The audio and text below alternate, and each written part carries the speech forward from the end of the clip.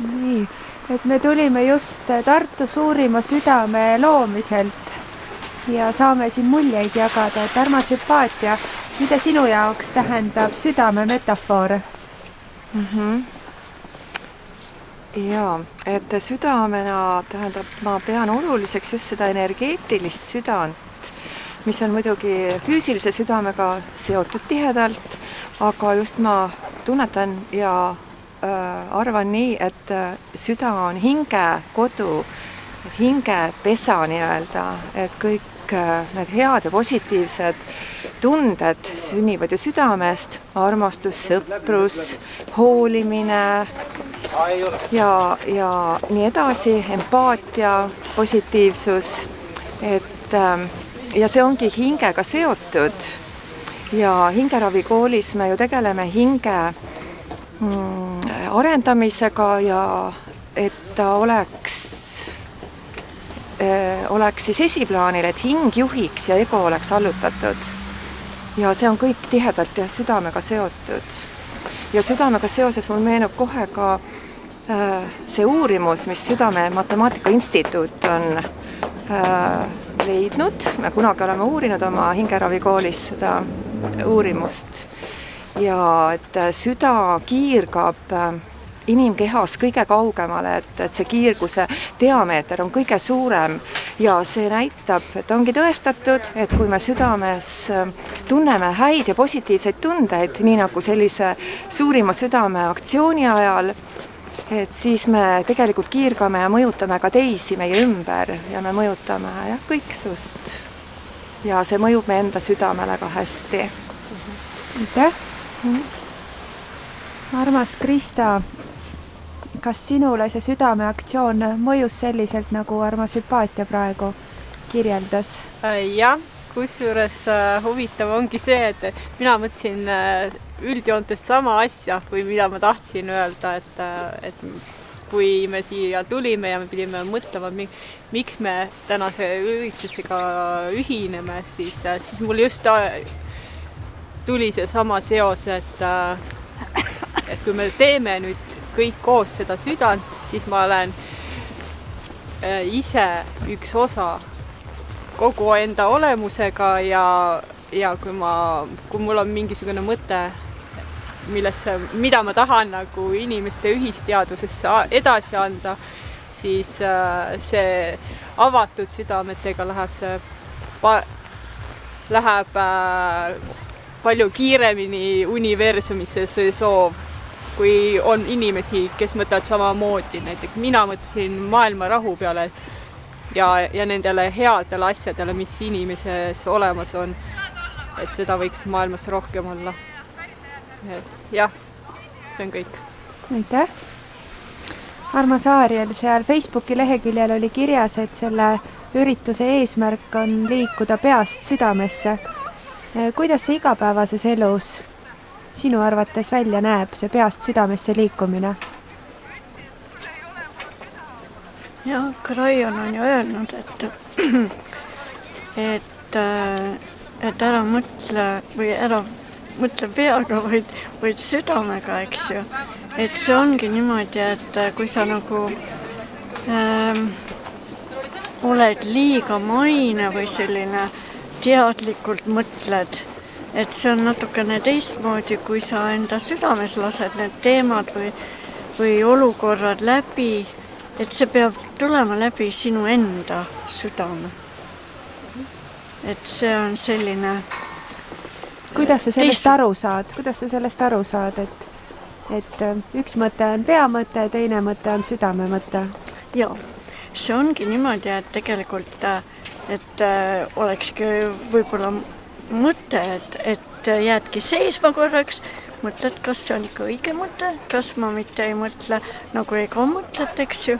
Et üks mõte tulebki nagu ego poolt, aga sa pead tunnetama selle õige tunde ära, et sa tead, et võt nüüd on õige tegutseda niimoodi, nagu süda ütleb sulle.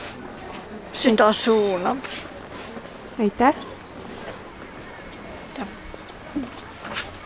Armas Rafaela, kas hingeravikoolis õppimine on aidanud sinul peast südamesse rohkem liikuda? Jaa, see on kindlasti üks oluline osa, et mõte loeb, eks ole, tegu määrab ja eeskuju nakkab. Siin on mul mentorid, kõik ees lähevad.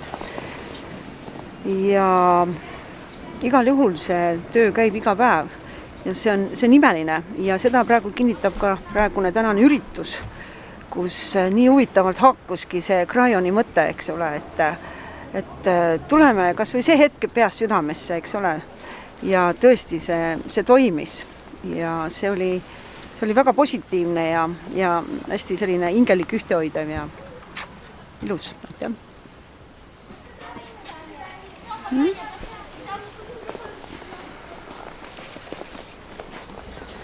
Mida, armas Magdalena, sinu jaoks tähendab südames elamise metafoor? Ma mõtlesin selle peale enne, kui see üritus jõudis nii-öelda täna füüsilisel kujul siis südame kujuna tehtud, et see tähendab seda, et kui sa peas mõtled erinevaid mõtteid või paned nendele mingisuguse nimetuse ja tähenduse, siis südamega sa ju tunned, et seda südametunnet oleks vaja palju rohkem usaldada, et mul on selleni olnud pikk tee ja mul on hea meel, et hingeravikoolis kõige esimene asi, mis me tegema hakkasime, oli armastusega kirjutamine, mis seda energeetilist südant on niimoodi avanud, et täna saab juba kogeda, et ahaa, et juba tehakse selliseid maa peal inimeste kettides niimoodi südameid, et ühismõtet avardada, et on tunne, et nagu kõik see energia läheb selliseks hinge avanemiseks, nagu üleüldises mõttes. Et see on ainult positiivne. Kõik inimesed koos ühiselt annavad oma panuse ühisenergiasse. Sellised mõtted.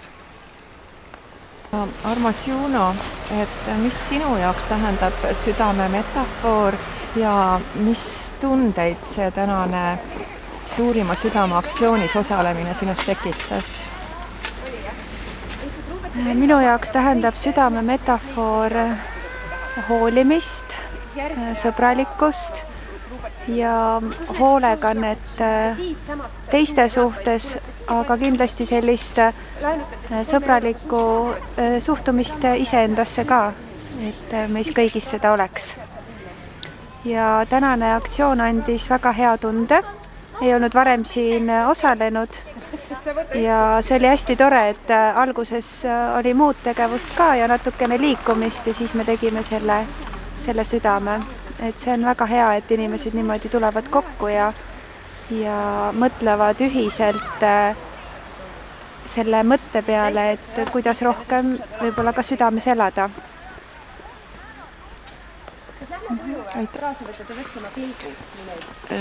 Kõigepealt väga suur tänu kindlasti neile korraldajatele, kes on kunagi algatanud, sest see üritus ei olnud esmakordne, see oli mitmeaastane kogemus juba. Teiseks kindlasti väga suur tänu meie hingeravikooli õppuritele, kes kõik välja said tulla ja selles aktsioonis osalesid ja eriti suur rõõm oli kuulata, kuidas te oma mõtteid avaldasite, mis on ka üks selline treeningu küpsuse tunnus, et kuidas te oma peas olevaid mõtteid südamest välja annate.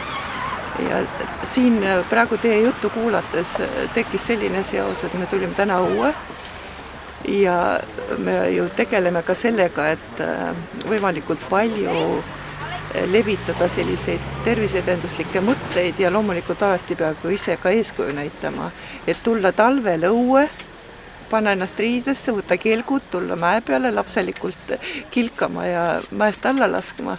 Aga tegelikult see väline keha tervise eest hoolitsemine annab ju ka meie südamele tervist juurde. Ja ka juba see, et noored inimesed võtavad selle ette ja et see on tähtis ja väikesed lapsed on kaasas. Ja samas on ka see, et alati ei ole ka väga oluline see, et kui suur number neid inimesi oli, kes oli näiteks siin või 45 muus kohas, vaid et ka need, kes konkreetselt seda südant ei moodustanud, et nad näevad ja nad kuulevad ja nad saavad seda infot, et selline asi toimub.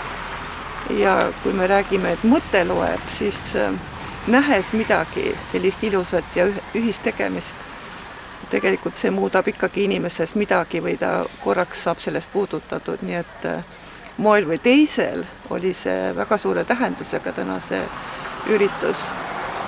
Ja me oleme alati öelnud, et valgus ei ole nõrk, valgus kogub ennast ja valgus annab jõudu ja ikkagi kellegi eeskuju on see, mis määrab.